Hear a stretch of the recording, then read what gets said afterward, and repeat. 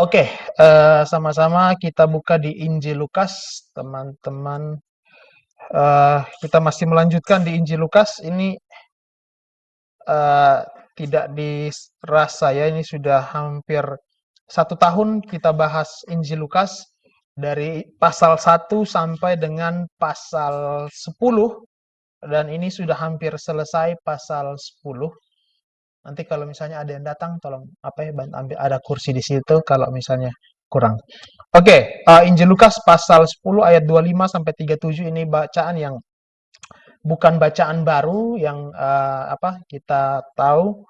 Ini perikop yang lama yang kita sudah sering dengar, tapi semoga kita dapat hal baru malam ini. Sama-sama baca teman-teman, kalau yang sudah dapat uh, di Holy Tab-nya atau Holy Phone-nya, bukan Holy Bible, atau yang di Zoom di YouTube. Kalau sudah ketemu, kotong baca sama-sama. Judulnya Orang Samaria yang Baik Hati. Pada suatu kali, nanti coba teman-teman perhatikan setiap detail, setiap karakter yang dimunculkan di sini, ini penting. Nanti kita baca Lukas 10 ayat 25 sampai 37 tentang orang Samaria yang baik hati. Pada suatu kali berdirilah seorang ahli Taurat untuk mencobai Yesus. Katanya, "Guru, apa yang harus kuperbuat untuk memperoleh hidup yang kekal?" Jawab Yesus kepadanya, "Apa yang tertulis dalam hukum Taurat? Apa yang kamu baca di sana?" Jawab orang itu, "Kasihilah Tuhan Allahmu dengan segenap hatimu, dan dengan segenap jiwamu, dan dengan segenap kekuatanmu, dan dengan segenap akal budimu. Dan kasihilah sesamamu manusia seperti dirimu sendiri." Kata Yesus kepadanya, "Jawabanmu itu benar. Perbuatlah demikian, maka engkau akan hidup." Tetapi untuk membenarkan dirinya, orang itu berkata kepada Yesus, "Dan siapakah sesamaku manusia?" Jawab Yesus, "Adalah seorang yang turun dari Yerusalem ke Yeriko. Ia jatuh ke tangan penyamun-penyamun yang bukan saja merampoknya habis-habisan, tapi juga memukulnya, dan sesudah itu pergi meninggalkannya setengah mati. Kebetulan ada seorang imam turun melalui jalan itu. Ia melihat orang itu, tetapi ia melewatinya dari seberang jalan. Demikian juga seorang Lewi datang ke tempat itu. Ketika ia melihat orang itu, ia melewatinya dari seberang jalan. Lalu datang seorang Samaria yang sedang dalam perjalanan ke tempat itu, dan ketika ia melihat orang itu, tergeraklah hatinya oleh belas kasihan. Ia pergi kepadanya lalu membalut luka-lukanya, dan sesudah ia menyiraminya dengan minyak dan anggur. Kemudian ia menaikkan orang itu ke atas keledai tunggangannya sendiri, lalu membawanya ke tempat penginapan dan merawatnya. Keesokan harinya ia menyerahkan 2 dinar kepada pemilik penginapan itu. Katanya, "Rawatlah dia, dan jika kau belanjakan lebih dari ini," sampai di mana tadi? "Aku akan menggantinya waktu aku kembali." Siapakah di antara ketiga orang ini menurut pendapatmu adalah sesama manusia dari orang yang jatuh ke tangan penyamun itu? Jawab orang itu, "Orang yang telah menunjukkan belas kasihannya kepadanya." Kata Yesus kepadanya, "Pergilah dan perbuatlah demikian." Sorry teman-teman yang di Zoom, beta lupa share dia punya ini bacaan. Nah, ini teman-teman bacaan yang lama sebenarnya. Kotong sudah pernah baca, tapi akan sangat relate dengan kotong, because somehow we will be the Samaritan, or we will either be the victim, orang yang terluka itu, or we will be the priest, atau menjadi orang yang orang Lewi itu. Nah, bagian ayat 26 sampai 28 itu, nah ini kelanjutan cerita ya teman-teman. Kotong pahami konteks dulu sebelum ini, apa yang terjadi atau apa yang kotong bahas sebelumnya tentang ke-70 murid selesai melaksanakan pelayanan. Yesus berbahagia dengan pelayanan mereka, dan saat ini yang ternyata yang hadir di antara audiens pada waktu Yesus mengajar waktu itu ternyata bukan hanya ada orang, bukan hanya para murid dan 12 murid yang lain, tetapi juga ternyata ada orang Samaria, orang-orang Farisi, ahli-ahli Taurat. Alkitab bilang di ayat di ayat 25, suatu ketika berdirilah seorang ahli Taurat untuk mencobai Yesus. Nah, ini sudah kebiasaannya ahli Taurat, kau sudah tahu ya. Dia bilang begini, guru. Nah, menarik ya, dong panggil Yesus apa? Guru. Sonde semua orang itu boleh dipanggil rabi. Hanya orang-orang yang telah menyelesaikan jenjang pendidikan rabinik yang bisa dipanggil rabi. Makanya kenapa sebenci-bencinya orang Farisi terhadap Yesus, dong tetap panggil dia rabi. Karena dia secara, istilahnya kalau di zaman kotong secara akademik, dia menempuh itu jenjang sehingga pantas disebut rabi. Makanya kalau ada orang tanya, di mana tahun-tahun Yesus yang hilang yang tidak tertulis dalam Alkitab, itu di mana? Ada yang bilang dia lari kembali ke Mesir, ada yang bilang dia pergi Arab, ada yang bilang dia pergi sana, pergi sini. Tapi kembali ke gaya hidup orang Yahudi. Orang Yahudi itu dia punya murid anak-anaknya itu disekolahkan. Kalau kotong Indonesia berapa tahun wajib belajar? 9 tahun wajib belajar ya. Kalau sekarang kayaknya bukan 9 tahun, 12 tahun wajib belajar sekarang sampai dengan SMA. 12 tahun wajib belajar. Sedangkan kalau orang Yahudi itu kalau tidak salah itu mereka 20 tahun wajib belajar. Jadi biasanya itu nanti mereka mulai dengan ada yang disebut dengan bar mitzvah kalau tidak salah itu di mana dong mulai mengenal pertama dong belajar baca dulu ada istilahnya. Terus nanti ada bar mitzvah. Jadi yang pertama itu belajar mengenal aksara Ibrani, jadi belajar baca tulis sama seperti kotong juga. Lalu setelah dong sudah bisa baca tulis, dong langsung diarahkan untuk membaca Taurat. Mulai mengenal Taurat. Nah, itu sekolah Taurat untuk anak-anak itu disebut bar mitzvah. Dan itu biasanya dimulai ketika seseorang anak itu berusia 12 sampai dengan 13 tahun. Nah, itu sampai dengan nanti dia di usia 20 tahun. Nah, nanti setelah 20 tahun, itu dong boleh masuk di profesi apapun terserah, tapi ada yang meneruskan untuk menjadi rabi. Jadi kalau ada mau jadi rabi atau jadi guru, ambil profesi guru, maka dia harus lanjut sekolah lagi. Kurang lebih ya, kalau saya salah sekitar 10 tahun, ya correct me if I'm wrong nanti, dia harus melanjutkan lagi. Jadi kalau orang tanya Yesus punya hidup waktu-waktu hidup yang sudah tercatat di Alkitab dia di mana? Dia melanjutkan dia punya pendidikan rabinik. Makanya dia disebut rabi. Makanya sebenci-bencinya orang Yahudi, orang Farisi, ahli-ahli Taurat, dong sudah bisa batasi Yesus ketika Yesus mengajar di sinagoga atau ketika dia ada di pelataran Bait Allah, dia diperbolehkan karena itu rabi itu punya izin untuk melayani di rumah ibadah dan juga di pelataran bait suci itu dong diperbolehkan. Makanya di sini ini ahli Taurat ini mengadres Yesus dengan sebutan guru atau rabi. Artinya dia secara status sosial dan secara akademik dia mengakui bahwa Yesus memang layak disebut seorang guru atau rabi. Nah, dia bilang begini, apa yang harus kuperbuat untuk memperoleh hidup yang kekal? Ingat, yang tanya ini siapa? Seorang ahli Taurat. Dia seorang ahli Taurat. Nah, seorang ahli Taurat dengan membuat dia punya pertanyaan berbunyi seperti itu, ini mencerminkan ini orang punya pengetahuan teologisnya sedalam apa atau sedangkal apa.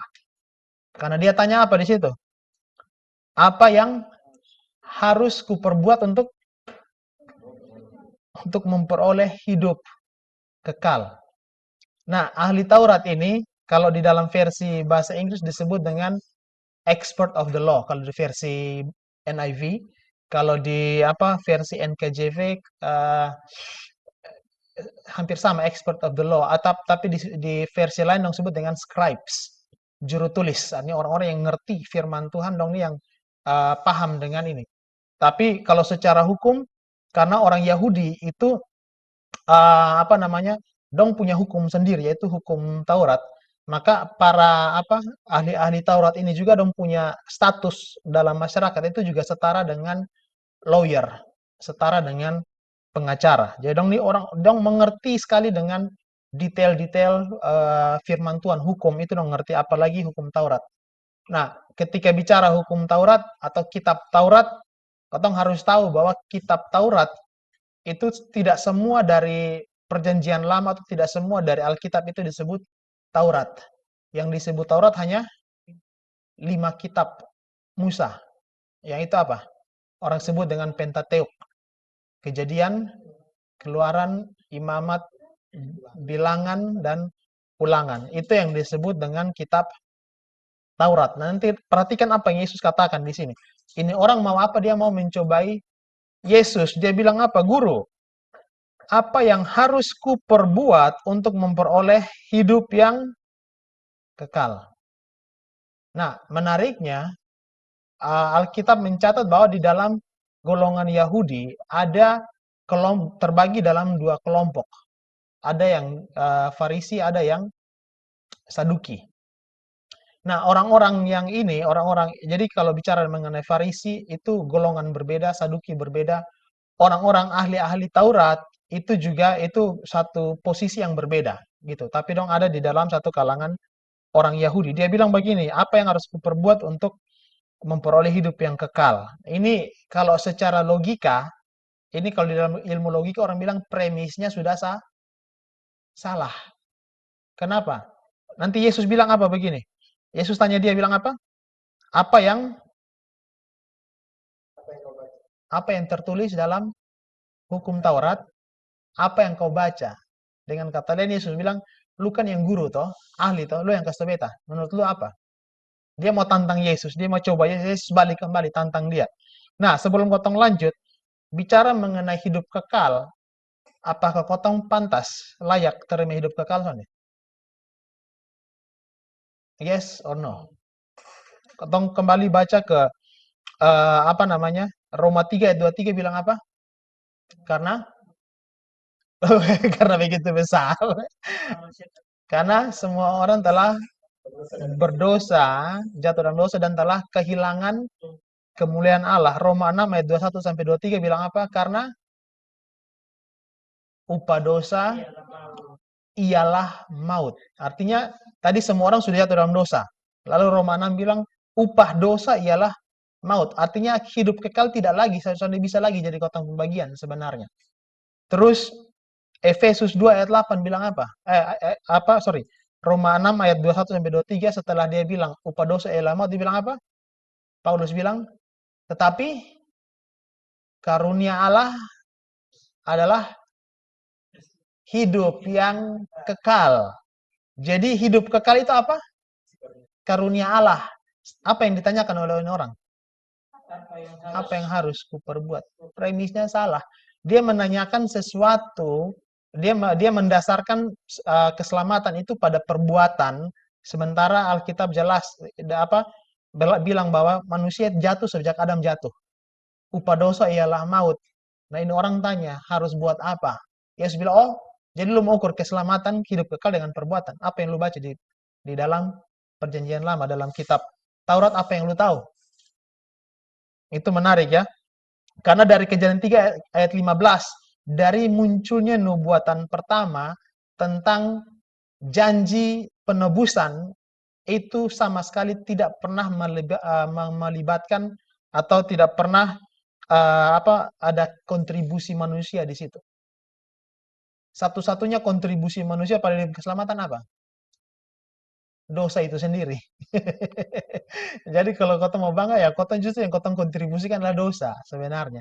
Jadi sonde bisa dibanggakan. Ayat 26 Yesus bilang begini, apa yang tertulis dalam hukum Taurat? Ini kan ahli Taurat. Yesus bilang, lu yang ahli Taurat, toh, lu kasih tau beta. Apa yang lu tahu? Apa yang lu baca di situ? Apa yang tertulis di sana? Jadi Yesus lempar kembali tantangan. So seperti dia mau bilang, so you really wanna do this, huh? You wanna challenge me? Let's do it, gitu. Lu mau tantang, mari. Ketong badu di sini. Terus dia bilang, what is written in the law? Dari kitab 5 kitab pertama di Perjanjian Lama apa yang tertulis di situ. Jadi dia menunjukkan kembali, membawa kembali si orang ini kembali pada hukum Taurat atau hukum Allah. Dan kalau misalnya pertanyaannya, let's say pertanyaannya dia benar, katakanlah, apa yang harus aku perbuat untuk mendapatkan hidup kekal? Maka jawabannya simple kalau ikut dengan cara Yesus jawab. Keep the law. Bukan hanya keep the law, ingat tuntutan hukum Taurat apa? Perfection, kesempurnaan. Di hukum Taurat, langgar satu berarti langgar semua. Kotong lakukan 10 hukum, 9-nya kotong lakukan, kotong jatuh di satu, kotong gagal semua. Dia requires perfection. Jadi Yesus mau bilang, lu mau jaga, lu mau masuk surga, mau masuk hidup kekal dengan perbuatan simple. Lakukan hukum Taurat tanpa celah, tanpa salah sama sekali. Maka lu bisa masuk. Nah, pertanyaannya, siapa di dalam sejarah hidup manusia dari Adam sampai zaman Yesus pada waktu yang pernah sukses menjaga hukum Taurat? Waktu itu kan Yesus belum mati dah. Ketong sampai di zaman itu, siapa yang pernah berhasil? Sudah pernah ada. Justru yang ada, kalau ketong sudah bahas minggu lalu ya, sepanjang generasi manusia, itu manusia gagal. Dan bahkan manusia itu ikut masuk dalam, jatuh dalam permainannya iblis pada waktu itu.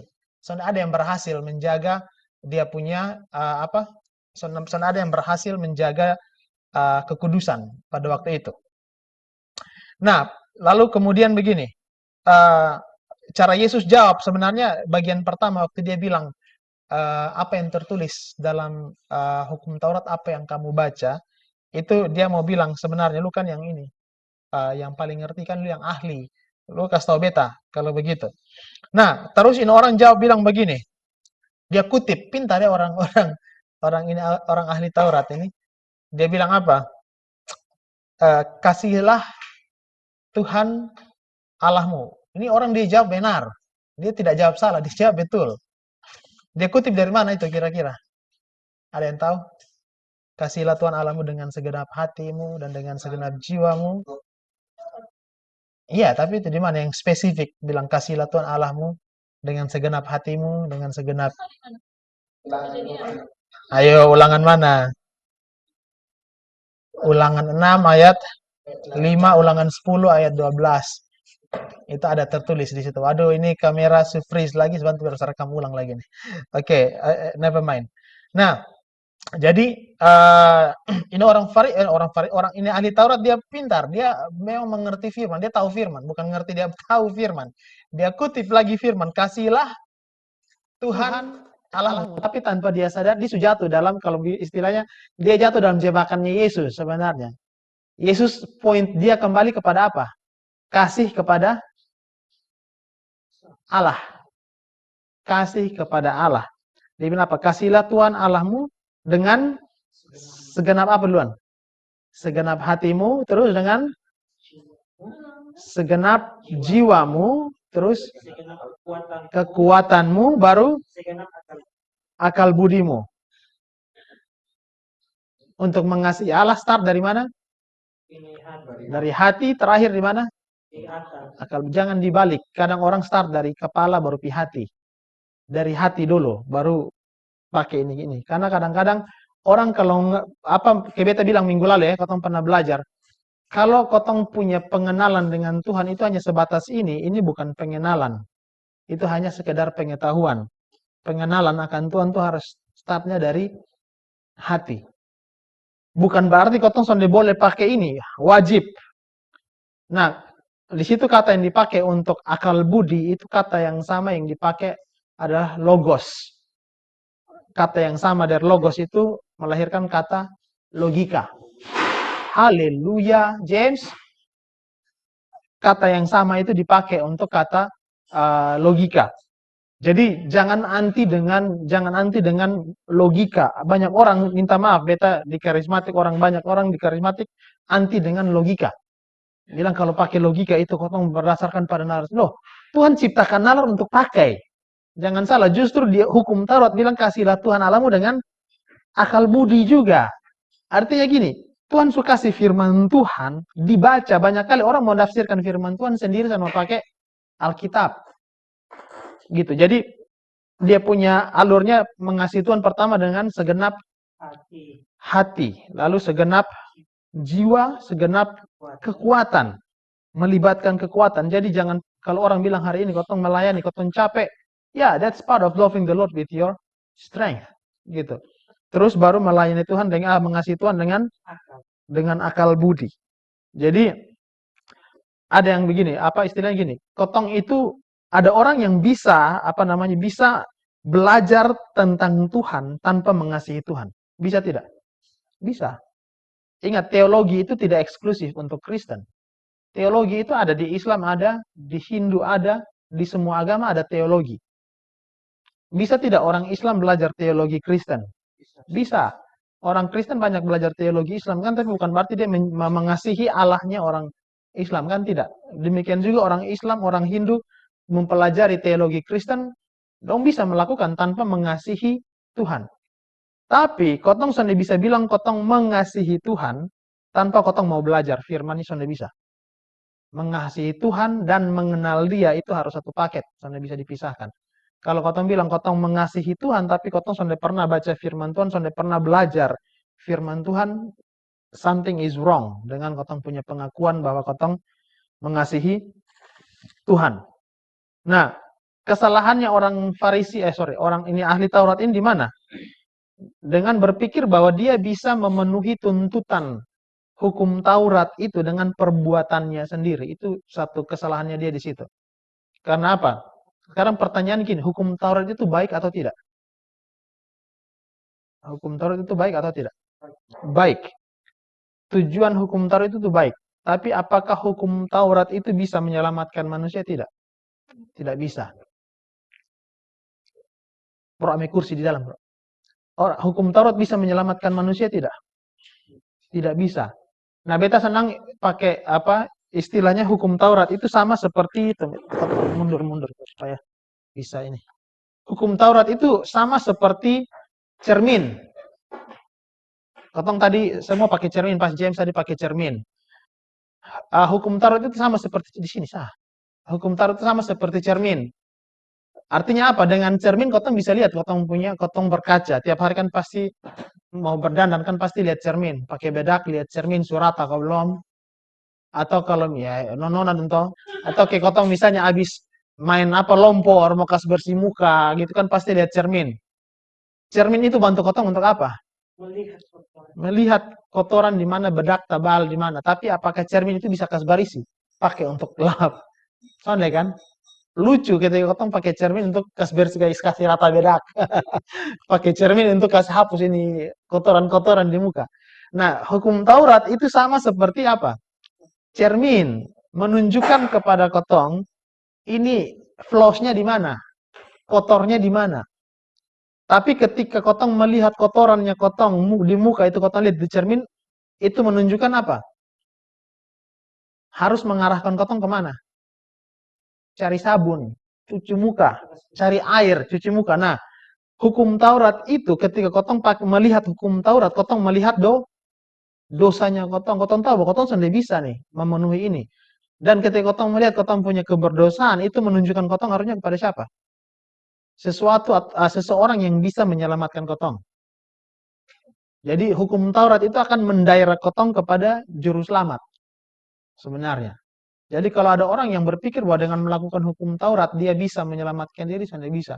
Sepanjang sejarah manusia sonde pernah ada yang bisa menyelamatkan diri dengan hukum Taurat. Tapi jawabannya dia betul di situ. Ketika Yesus tanya apa yang tertulis, dia jawab bilang apa? Kasihilah Tuhan Allahmu. Di situ dia sudah bilang Allahmu saja, tapi dia bilang Tuhan Allahmu. Yahweh Elohim. Jadi dia menunjukkan bahwa yang lu sedang deal with ini adalah Tuhan, penguasa, pencipta alam semesta. Jadi sonde bisa sembarang-sembarang datang bilang, oh beta bisa bos, bos mau aturan bisa bikin, jadi beta bisa selamat. Soalnya you are dealing with the Lord of all creation. Ini pencipta alam semesta ini. Kotong bisa datang, jadi dia bilang kotong habis buat baik, sana bisa. Ya saya jelas-jelas bilang kotong punya perbuatan baik sama seperti apa? Kain kotor. Soalnya ada, soalnya bisa. Tapi jawabannya dia benar. Dia bilang begini. Yesus bilang, perbuatlah demikian, maka engkau akan hidup. Perbuatlah demikian itu sebenarnya dia punya arti sebenarnya adalah perbuatlah dengan sempurna, maka engkau akan hidup. Bukan hanya berbuat, tapi berbuatlah dengan sempurna, maka engkau akan hidup.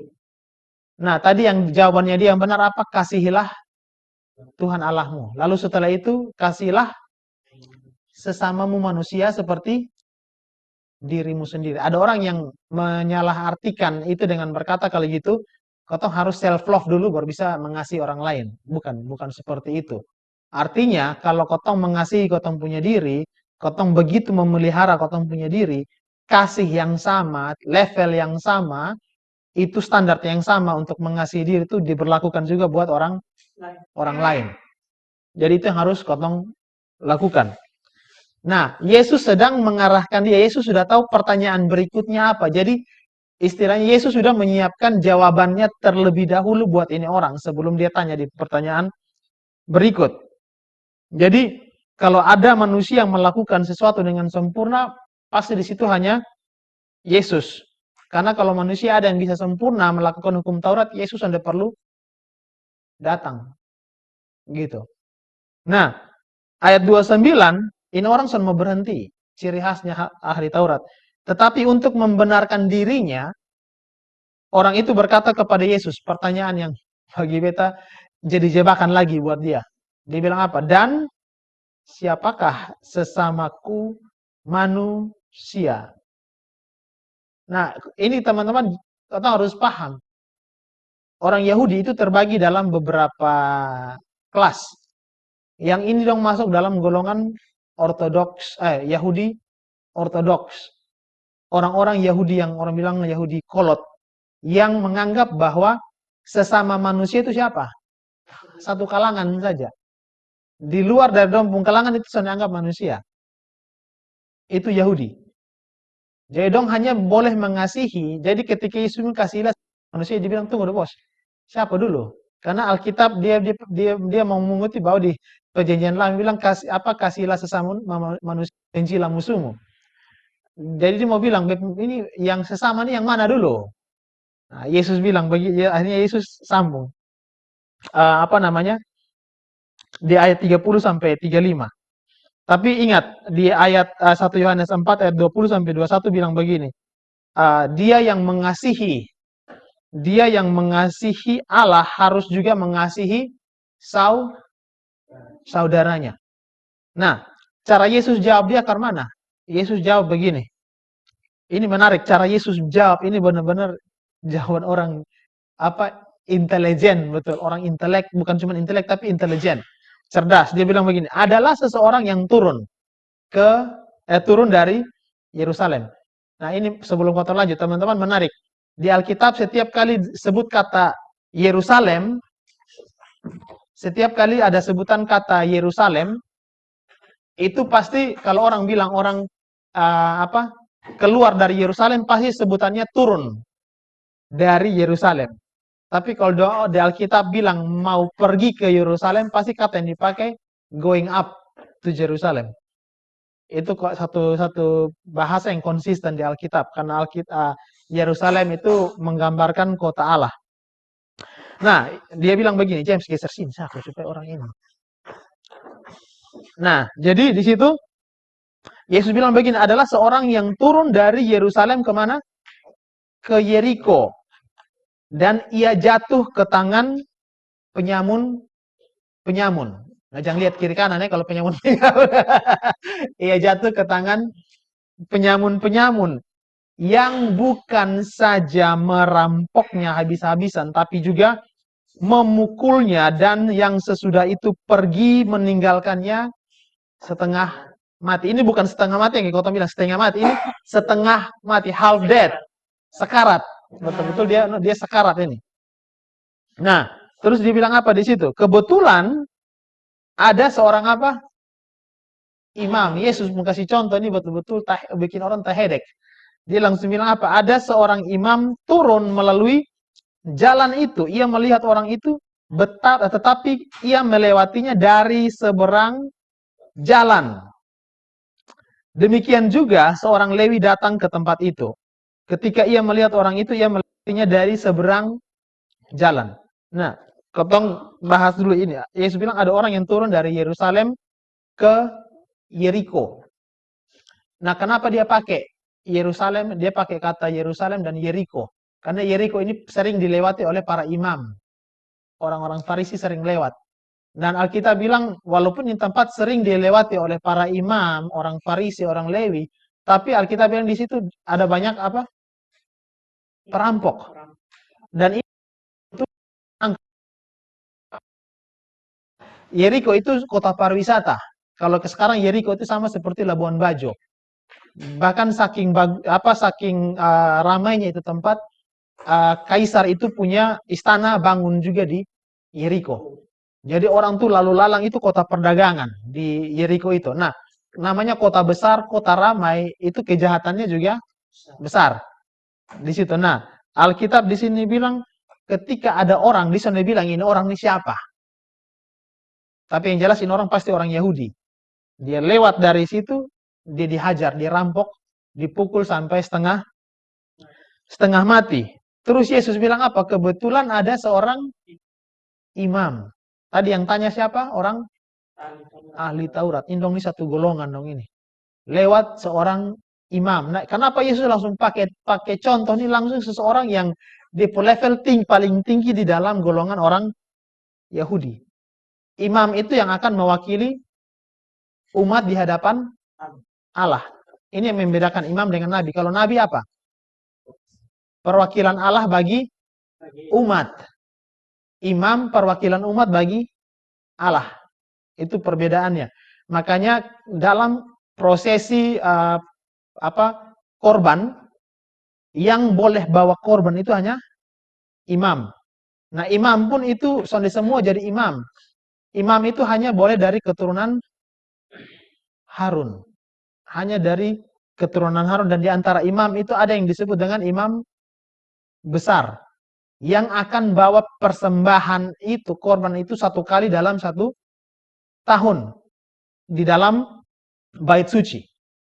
Nah, kau sudah tahu, besok kau pernah bahas, imam besar sekalipun kalau dia masuk dalam bait suci untuk bawa persembahan korban, dia punya kaki harus diikat dengan rantai. Karena apa? Dia sedang masuk menghadap tahta Allah, kan dia akan masuk ke dalam ruang Maha Kudus. Alkitab bilang siapa yang berdosa sudah bisa masuk di situ, pasti mati. Pasti mati. Bahkan imam besar sekalipun, supaya orang bisa selamat, jangan sampai orang ketarik dia jadi mati di dalam, makanya dong pakai rantai di dia pun kaki. Jadi kalau misalnya dia punya dosa tersembunyi yang dia sudah diakui, dia masuk dan dia mati di dalam situ, orang sudah boleh masuk di dalam. Masuk dan lu mati juga. Jadi supaya tarik keluar dia apa? Tarik pakai rantai. Artinya apa? Dalam tradisinya orang Yahudi, itu kalau imam berhasil bawa korban dan dia diterima, artinya satu bangsa diampuni. Tapi kalau satu imam ditolak, satu bangsa ditolak semua. Itu krusialnya keselamatan bagi orang Yahudi bergantung pada imam. Nah, beta dengan memahami ini, kotong harus ingat bahwa kotong jangan sok-sok mau jadi orang Yahudi. Kotong bukan Yahudi. Sekalipun mungkin ada di antara kotong atau teman-teman yang di YouTube, mungkin ada yang mungkin nenek moyang atau mungkin ada yang keturunan Yahudi, tapi kotong Kristen. Jangan mau jadi, kan sekarang banyak orang Kristen mau mengaku-mengaku Yahudi. Tapi kalau orang Kristen mengerti tentang keselamatan, dia mau jadi Yahudi, bagi beta hal yang sangat lucu. Karena apa? Orang Yahudi kalau mau selamat, dia harus punya imam yang diterima oleh Allah. Kalau itu imam ditolak, satu bangsa ditolak. Lu mau bawa, itu kan orang Yahudi biasa bawa persembahan korban. Korban itu akan diterima oleh imam. Kau tahu orang Yahudi kalau bawa persembahan, dia bawa kambing, Maka nanti itu kambing itu dia akan taruh kepalanya di kambing begini sebagai simbol dia apa dosanya itu dipindahkan ke kambing. Nanti setelah itu apa imam itu jadi dia akan apa kalau korbannya diterima artinya orangnya diterima. Nah, sekarang tanggung jawabnya bukan lagi pada orangnya lagi, tapi ketika orang itu datang kepada imam, imam ini yang akan mewakili orang semua. Jadi dong pulang itu harus bawa korban diterima dulu, baru menghadap imam. Tapi sampai di situ, imam harus diterima dulu, baru potong diterima. Makanya kenapa? Ketika imam masuk di dalam bait suci untuk bawa persembahan, Alkitab bilang apa? Di luar tuh semua orang hening. Kan ini kotong hidup mati nih, diwakili kotong di sana, makanya di hening di luar semua berdoa di luar. Kalau imam ditolak, satu bangsa ditolak, itu krusialnya di situ. Nah, menariknya, kotong orang Kristen, Alkitab bilang apa? Kita adalah imamat yang rajani, bangsa yang, kamulah umat yang terpilih, imamat yang rajani, bangsa yang kudus, kepunyaan Allah. Bedanya, kalau orang Israel dong punya imam besar ada. Siapa? Harun. Kotong punya imam besar, siapa? Yesus. Jadi kotong punya imam besar, itu dia jadi imam dan dia juga jadi korban. Nah, pertanyaannya sekarang, bisa tidak imam keturunan Harun ditolak oleh Allah? Bisa. Pertanyaan berikut, bisakah Allah menolak Yesus? Tidak bisa. Makanya kalau kotong punya pengharapan taruh pada Yesus, dia membasuh kotong sebagai imam dan dia juga bawa dia punya darah sendiri menghadap Tuhan, bisakah Tuhan tolak dia? Bapak tolak dia? Tidak bisa. Makanya kotong percaya kalau kotong ada di dalam Tuhan, kotong tidak mungkin ditolak oleh Allah. Karena itu kasih karunia. Dan Alkitab bilang jelas bahwa, kotong sudah bahas minggu lalu setiap orang yang namanya ditulis di dalam kitab kehidupan, satu kali ditulis tidak akan pernah dihapus. Tapi kalau orang punya nama sonde pernah tertulis, dia mau bikin apapun juga, mau jungkir balik, loncat-loncat, sonde akan pernah tertulis di situ. Itu kasih karunia. Nah, minggu lalu kau ada bahas, ada orang lalu bilang, kalau gitu Tuhan pilih kasih dong. Betul kan deh? Tuhan pilih kasih. Kok ada yang diselamatkan, ada yang sudah diselamatkan. Pernah ada yang bertanya seperti itu? Betul yakin, pasti semua pernah bertanya. Tuhan sudah adil dong. Kenapa Tuhan pilih ada orang harus diselamatkan, ada orang yang tidak diselamatkan? Nah, itu pertanyaan sama kayak tadi orang ini imam apa ahli Taurat. Premisnya salah. Premisnya salah. Karena apa? Semenjak Adam gagal, kotong semua itu mulai dari mana? Dosa. We all started from sin. Nah, sederhananya gini, ada yang pernah tanya gini, apa karena kalau mewakili ada yang diselamatkan, ada yang sudah diselamatkan, mungkin terlalu sulit. Sederhananya begini, di Alkitab Perjanjian Lama jelas-jelas menulis bahwa kan Allah mengasihi Yakub dan membenci Esau. Allah pilih kasih dong. Karena ini pilih Yakub tapi dia benci Esau. Itu adil sonde. Dia Allah membenci Esau adil atau tidak? Adil. Karena dari keadilan Allah, ya Esau orang jahat, orang berdosa. Kalau Allah benci dia adil tidak? Adil. Tapi yang tidak masuk akal, kalau kau baca dalam Alkitab, yang dosa paling banyak, yang paling kurang ajar siapa? Yakub.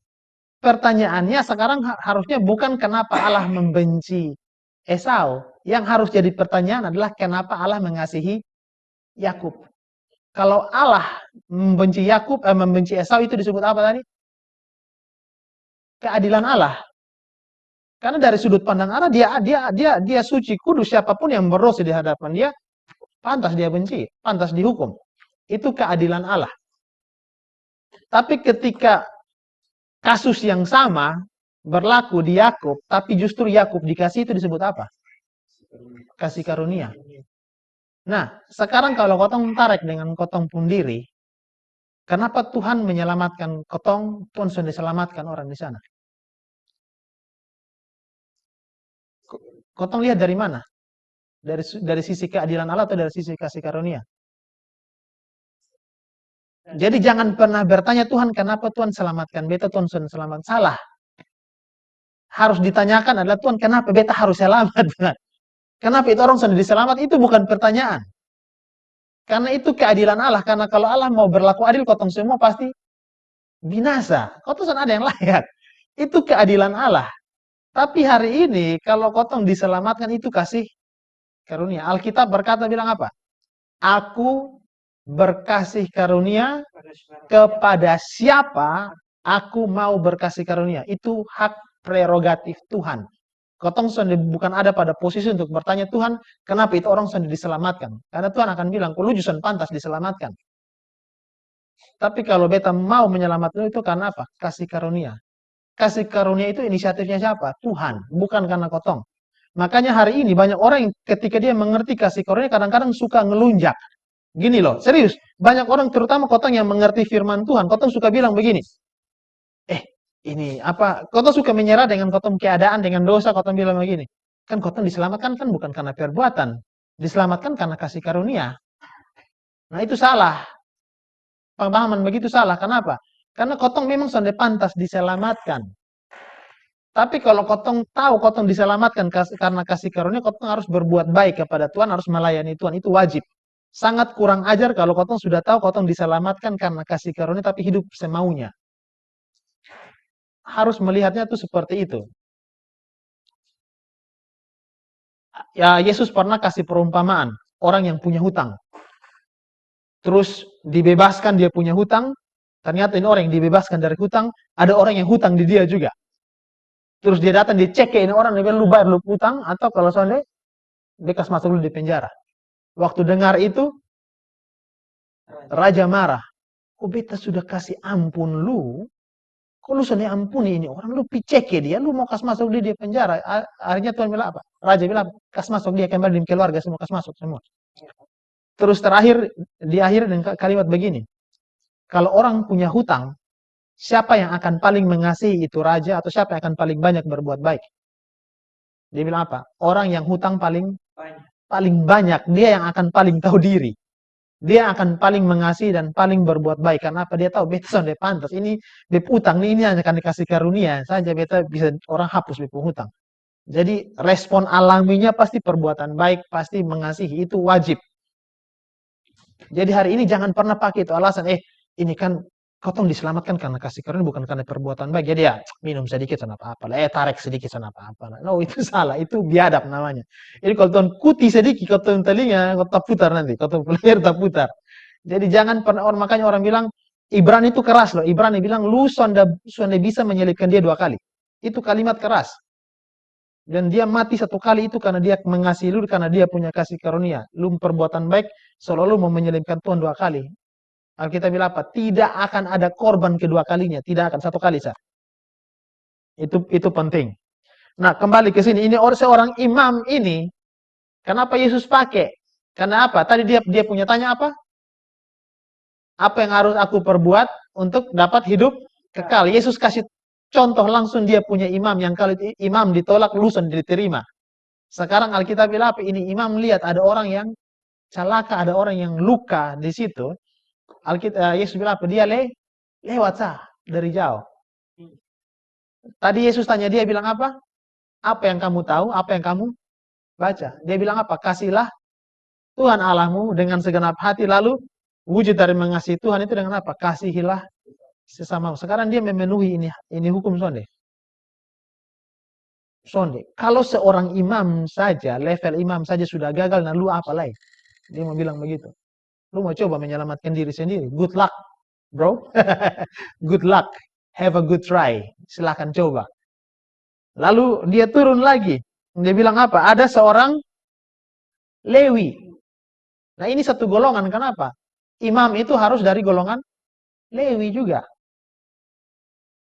Jadi tidak, ya, jadi imam itu pasti dari orang Lewi. Tapi tidak semua orang Lewi jadi imam. Hanya dari keturunan Harun yang boleh jadi imam. orang Lewi yang lain dong melayani di bait suci, tapi bukan yang dong melayani di tempat yang orangnya non sacred service gitu. Yang sacred itu hanya orang keturunan Harun yang boleh melayani. Nah, turun-turun pi di orang Lewi. Orang Lewi lewat juga nih. Pribadi yang sama dia lihat. Beta banyak coba sekarang sebelum kotong fokus di orang Lewi dan imam, coba bayangkan orang yang sekarat. Mungkin itu, tolong beta dong, beta semua mati. Bayangkan sakit hatinya dia ketika orang yang dia tahu harusnya bisa menolong, tapi ini orang lewat sah. Terus datang orang Lewi, dia berharap, baik, ada harapan. Orang Lewi lewat juga. Sampai ketiga Yesus pakai contoh apa? Orang Samaria. Nah, ini pasti sebagai orang Lewi, sebagai orang seorang imam, pasti dong punya alasan banyak. Beta mau pergi melayani. Dong asumsinya ini orang kalau mati, beta sentuh dia, beta bisa melayani, beta najis. Orang Yahudi gitu, soalnya boleh sentuh jenazah, apalagi seorang imam. Karena kalau seorang imam sentuh jenazah, dia najis, soalnya bisa melayani. Bahkan orang Yahudi pun soalnya boleh sentuh jenazah, najis. Atau mungkin dia bilang, aduh, beta buru-buru nih, anak belum makan. Aduh, beta mau pergi pelayan, beta mau pergi sekolah. Pasti alasan banyak. Orang imam ini pasti punya ini. Siapa tahu jangan-jangan ini dong sengaja nih. Jadi dong komplotan, penjahat pura-pura jadi korban kotong pibor dong hantam kotong di situ. Alasannya banyak untuk beta son mengerti first aid, jadi bisa pitolong dia. Kotong tolong kau di tulang patah lah. Alasan pasti dong punya banyak alasan. Kotong hanya coba berspekulasi atau mungkin Tuhan, beta berdoa supaya Tuhan kirim orang untuk tolong dia, berdoa sah. Kadang-kadang begitu ya. Kotong habis di doa biar beta berdoa sah, nanti yang pi orang lain sah. I can pray for him gitu. Atau bilang, mau tolong, mau dia minta tolong nah. Kadang-kadang begitu, tunggu orang tolong. Lalu datang seorang Samaria. Tadi yang ditanya oleh ini orang ahli Taurat siapa? Sesama. Yesus pakai Samaria. Orang Samaria itu dibenci oleh orang Yahudi. Bagi dong itu dong beda ras. Nah, teman-teman harus tahu kenapa apa yang membedakan orang Samaria itu dibenci oleh orang Yahudi. Orang Samaria itu orang Yahudi juga.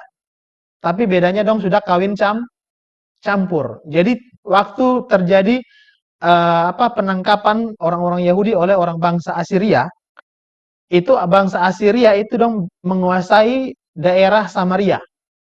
Nah, salah satu cara kekaisaran kuno untuk ketika dong menguasai satu daerah itu adalah kota supaya pelajari dong rubah segala sesuatu. Sampai dong rubah kalau perlu ini orang dong punya sisa-sisa ras itu hilang. Kasih hilang jejak sama sekali. Caranya apa? Kawin campur. Menikahi dong punya perempuan-perempuan di situ. Makanya pada waktu itu perempuan-perempuan Yahudi yang ada di Samaria itu dong sudah bercampur. Anak-anak yang dilahirkan itu sudah jadi setengah Yahudi, setengah Gentile. Nah, orang Yahudi itu benci soalnya mau bergaul dengan orang Gentiles. Orang non-Yahudi Ortodoks itu bukan hanya dianggap beda ras. Dong tidak dianggap sebagai manusia. Lebih rendah. Gitu. Makanya ini second class. Makanya ketika orang Samaria mau datang pergi di Yerusalem, dong rasa, no, lu bukan gotong bagian. Padahal walaupun dong sama-sama Yahudi, keturunan Yahudi. Tapi dong ditolak karena bagi orang Yahudi bosan sudah kompromi dengan kotong punya ras, kotong punya panggilan. Karena orang Yahudi dilarang kawin campur. Karena dari zaman dulu ketika ada Tuhan bilang jangan kawin campur dengan bangsa-bangsa. Salomo itu kenapa sampai pada akhirnya di kerajaannya Daud itu dia punya kerajaan terpecah karena Salomo akhirnya ambil ini putri-putri raja sekitar menikahi dong gitu. Dan Tuhan soalnya mau seperti itu. Nah, akhirnya orang Samaria ini dibenci benar-benar. Jadi ketika ada pembanding antara siapa sesama, dong selalu pakai Samaria sebagai musuh. Saudaranya adalah sesama Yahudi. Tapi kalau musuh dong jelas, perlu cari lain. Samaria itu dong musuh. Gentiles itu musuh. Nah, sekarang Yesus bilang apa? Yang datang ada orang sama Samaria. Ketika dia lewat, dia bilang apa? Hatinya tergerak. Tadi kotong mengasihi Tuhan mulai dari mana? Hati. Ini orang yang dicap oleh orang Samaria, orang yang beda ras, beda agama, justru ini orang justru mengasihi, hatinya lebih tergerak oleh belas kasihan. Lalu dibilang apa? Alkitab bilang begini, orang Samaria tergerak, lalu dia lakukan apa? Dia sonde habis di adu kasihan. Sonde. Dia lakukan apa? Dia rawat ini orang.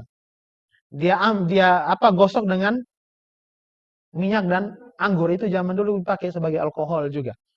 Ya dia pakai itu terus dia bilang apa? Dia muat di atas dia punya keledai. Coba kotong kadang suka baca lewat sebegitu. Kotong sudah tahu jarak dari penginapan dari itu tempat berapa jauh. Tadinya ini orang mungkin dia naik di atas keledai, tapi sekarang ketika dia ketemu ini orang dikasih naik, ini orang di keledai, yang artinya sampai di penginapan itu ini orang harus jalan kaki. Dia rela jalan kaki, yang penting ini orang harus ada tumpangan supaya dia jangan kelelahan. Itu kasih yang berkorban. Dia kasih keluar, dia punya persediaan untuk lap ini orang punya luka, kasih bersih. Terus Alkitab bilang apa? Dia bawa bukan cuma sampai di penginapan. Dia bayar itu penginapan dan dia bilang tolong urus ini orang. Dia kasih 2 dinar. 2 dinar tuh upah 2 hari kerja. Dia titip, ini beta kasih tinggal. Kalau misalnya ada yang kurang dan lu ada kasih keluar biaya lebih, kasih tahu. Hitung masuk di BEM-BON. Siapa yang berani bikin begitu? Hitung di BEM-BON. Kadang-kadang dulu kalau masih kecil kotong belanja, orang tua bilang kasih tahu ini Tante Lisa kasih masuk di ini Mama BON. Nah ini sama, dia bilang kalau lu urusin orang dan ada biaya lebih, kas masuk dalam beta punya tagihan. Jadi dia rawat itu orang, terus dia bilang nanti beta yang ganti. Kalau misalnya ada yang biaya lebih, beta yang ganti. Jadi ini kasih ditunjuk dengan perbuatan nyata. Ini bukan sekedar kotong omong. Aduh kasihan, aduh kasihan. Jadi, nah setelah itu beta coba bayangkan ini orang, teman-teman, kotong coba sejenak tempatkan dirinya kotong sebagai orang yang kena rampok. Dia punya, kalau tadi orang imam imam Yahudi, terus ada orang Lewi, mungkin dong punya alasan, dong beralasan untuk tidak menolong. Di sisi lain ini orang mungkin dia cari alasan untuk tidak kecewa dengan sesama orang Yahudi. Aduh, kok ini imam yang harusnya jadi teladan, kok lewat begitu, hampir mati, napas susah potong, dilewat sah. Mungkin banyak orang yang lewat dari jadi mau batalkan bisa, ada yang sadar, kok beda susah di sini. Lewat orang Lewi, aduh, ini orang Lewi. Datang orang Samaria, baru dia ditolong. Nah, kadang-kadang ada orang yang, ini coba kau lihat sekeliling, mungkin sama seperti ini orang yang dapat rampok, dapat keroyok. Tapi mungkin ada orang yang dia pun hidup susah dan berharap tolong, dan ada orang-orang yang sebut diri Kristen yang sudah datang tolong, dan ini orang mencari alasan, kasih beta alasan untuk percaya dengan kekristenan. Karena ini ada orang lewat dari depan mata, dong lihat dia pun keadaan, tapi sudah buat apa-apa. Nah, ada orang yang dong ini mencari alasan untuk bisa tetap percaya pada Tuhan, sampai ada orang yang mau jadi sama seperti orang Samaria yang bilang, beta akan jadi, beta akan tolong lu. Banyak orang yang kotong tahu, mungkin ada orang di sekelilingnya kotong yang sekarang lagi bergumul, beta mau percaya dengan kekristenan sonde, percaya dengan Tuhan sonde, karena ini orang-orang yang bilang bawa nama hamba Tuhan, kodong lewat sadar lewat begitu sah. Nah pertanyaannya sekarang, ketika begitu banyak orang seperti ini, orang yang karena rampok ada begitu banyak di kotong sekeliling, pertanyaannya siapa yang mau jadi itu orang Samaria yang mau memulihkan ini orang punya harapan. Makanya tadi di awal kotong pakai itu lagu kasih masih ada. Jadi kotong harus jadi alasan untuk orang-orang di sekeliling kotong untuk bisa tetap berharap dengan Tuhan. Bahwa Tuhan masih pakai kotong untuk menjawab dong punya kebutuhan. Karena terlalu orang bisa pakai alasan, kok besok datang gereja, sudah jadi apa-apa, itu sama sah. Beta sepi di persekutuan, beta susah juga diam-diam sah. Bepum bapa napa su di tinggal di batang leher, kotong panggil datang berdoa, sibuk.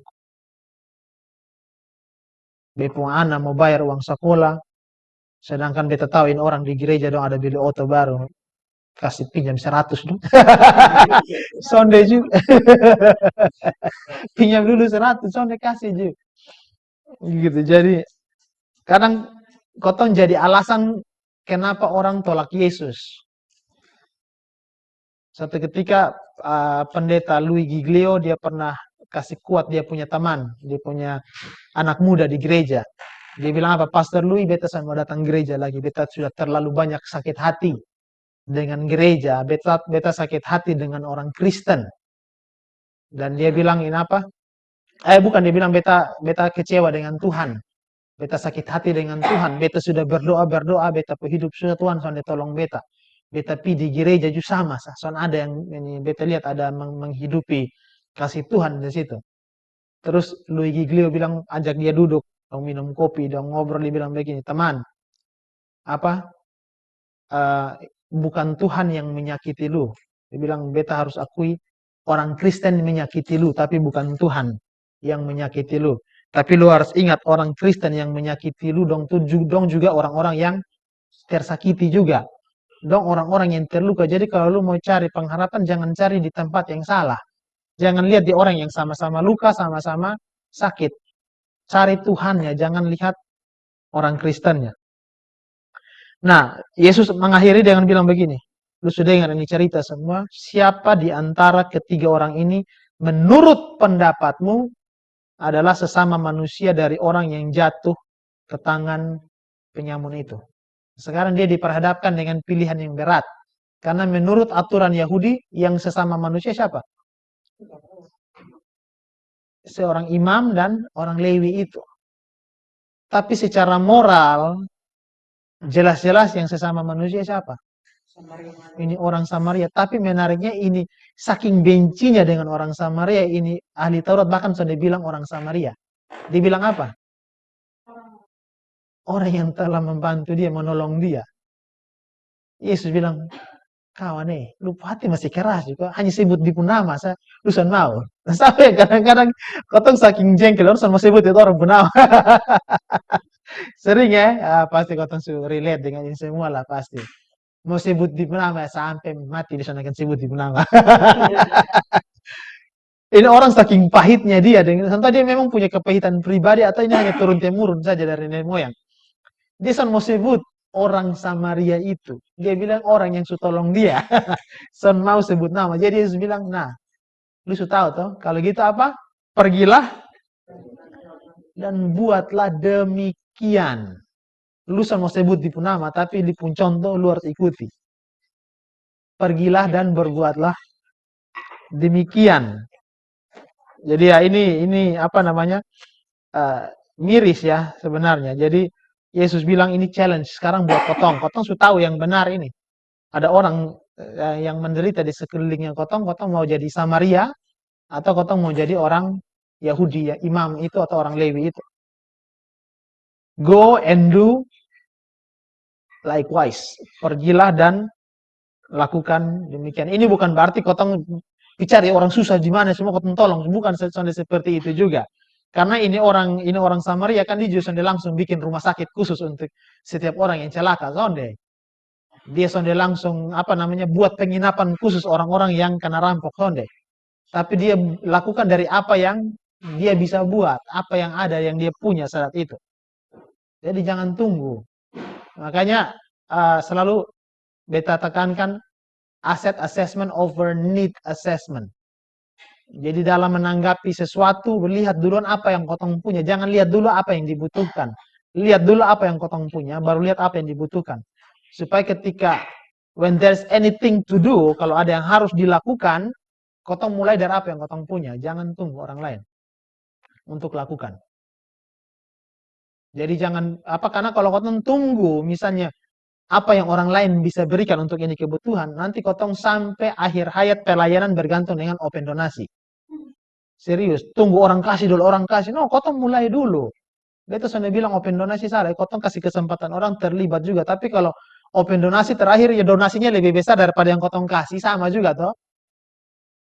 Beta kenal ada beberapa hamba Tuhan yang ketika membangun gereja itu sebelum dia kasih kesempatan jemaat taruh uang, pendeta sudah taruh duluan 300 juta.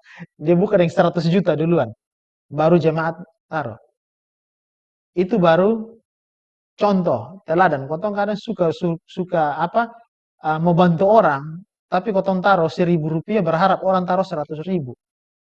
Jadi apa yang ada pada kotong, kotong taruh duluan dulu, lakukan terlebih dahulu. Tuhan tuntut kotong harus lakukan yang terlalu besar. Dia yang penting kotong lakukan apa yang bisa kotong lakukan, gitu. Karena banyak orang pada akhirnya sudah akan punya kasih yang tindakan nyata sesederhana yang dilakukan oleh orang Samaria ini, gitu. Jadi pada akhirnya Injil itu akan lebih dirasakan orang dari apa yang kotong buat, daripada apa yang akan kotong ucapkan. Karena itu Yesus bilang apa? Kasihilah satu sama lain. Dengan demikian apa? Orang akan mengetahui bahwa engkau adalah muridku. Jadi identitasnya orang Kristen itu harus diketahui bukan dari status di Facebook, di Instagram. Banyakan di Instagram ayat Alkitab. Beta kadang lucu, ada orang bisa tulis ayat Alkitab di di punya bio ayat Alkitab. Tapi nanti status ini maki-maki orang. Serius, beta kadang beta habis pikir, kok bisa ya ada orang begini? Kadang mungkin dong sande maki secara verbal, dong sande tulis, tapi kayak kutip ada video-video lucu yang orang maki-maki orang dong share di dong punya.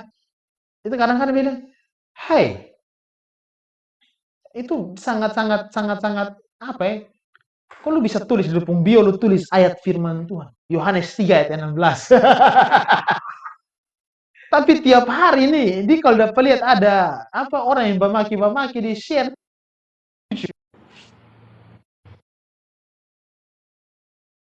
miris. Bilang actions speaks loud.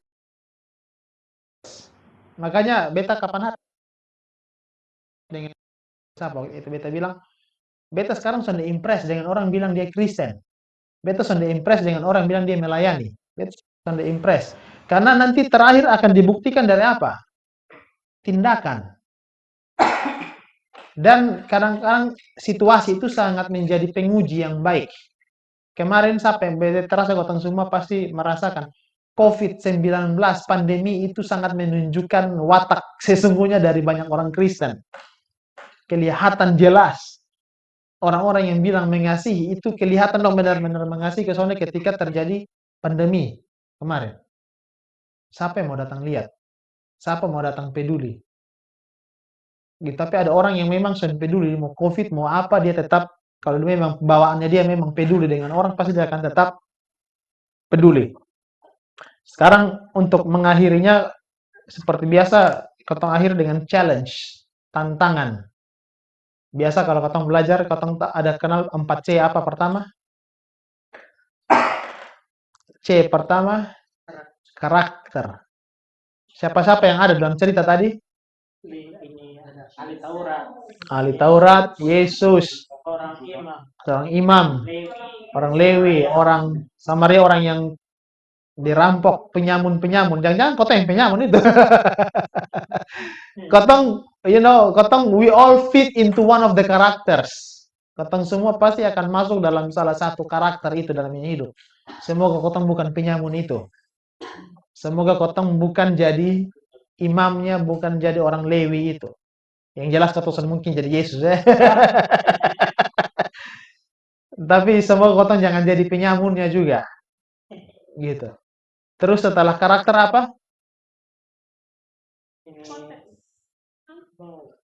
Oke, first C is konteks. Pertama C, pertama konteks dulu. Konteksnya apa tadi di situ? Dong sedang Yesus, orang ahli Taurat sedang menguji Yesus. Ketika Yesus sedang mengajar.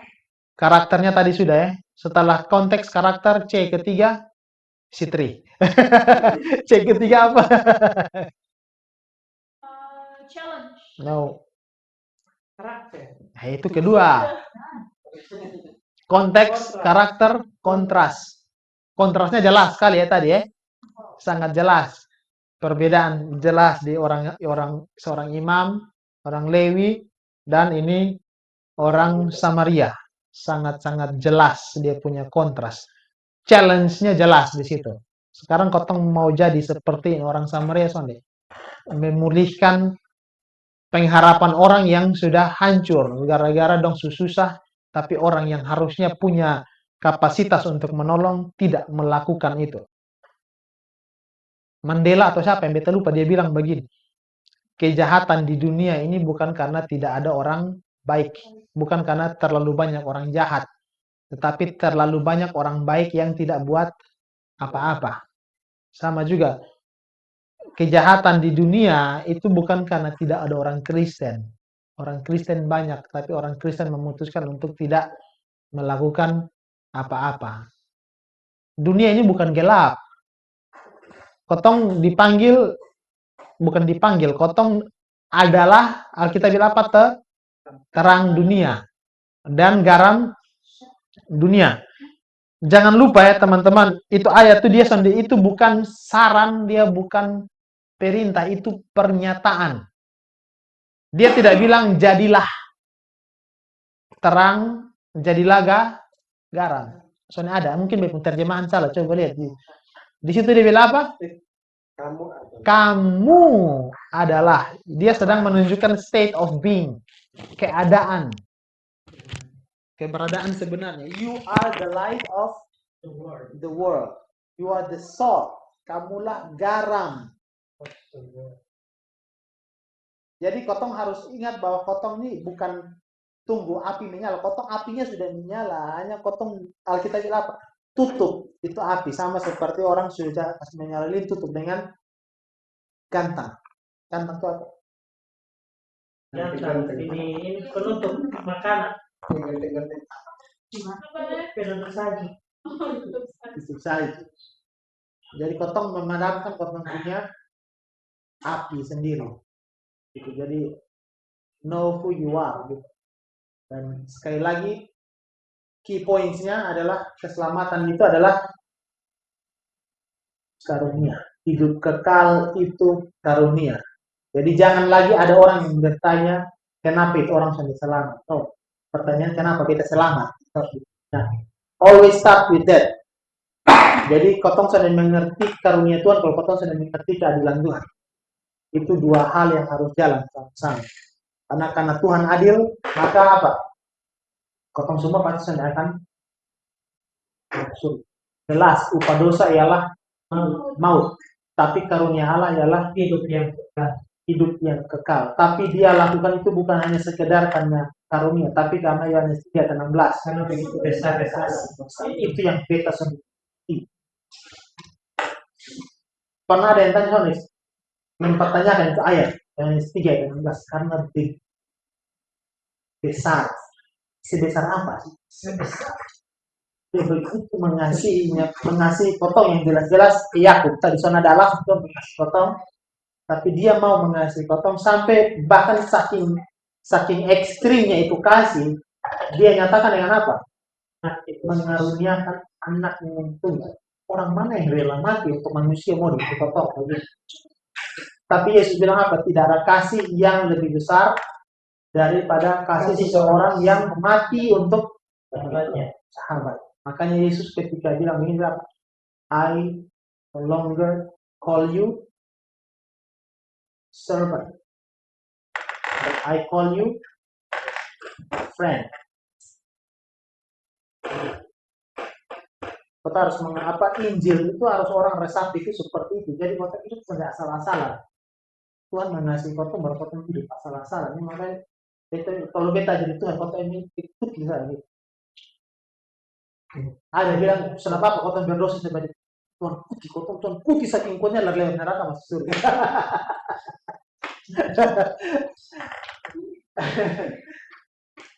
Oke, itu saja, semoga berkati kotong semua dan kita harus rekam ulang karena OBS stuck lagi gitu karena ini kayaknya kameranya stuck. Kayak dia mau bertanya. Oke, itu kayaknya beta stop saja dulu di situ. Mau bertanya. Hanya audionya masuk tapi kamera